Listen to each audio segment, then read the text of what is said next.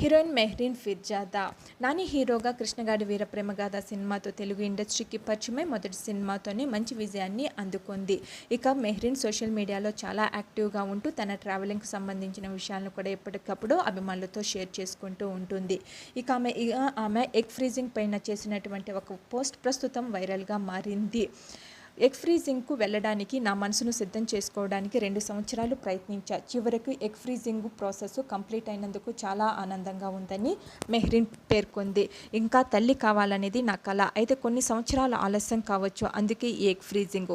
Hospitals, injections, blood అన్ని phobia ఉన్న నాలాంటి వారికి ఇది సవాల్గా ఉంటుంది. హార్మోన్ల ఇంజెక్షన్ల కారణంగా నేను హాస్పిటల్కి వెళ్ళిన ప్రతిసారి కళ్ళు తిరిగిపోయా. అందుకే ఈ పద్ధతి కరెక్ట్ అని నన్ను అడిగితే ఖచ్చితంగా అవునని చెప్తాను అని ఈమె పేర్కొంది. మరిన్ని లేటెస్ట్ అప్డేట్స్ కోసం please subscribe my channel. Thank you.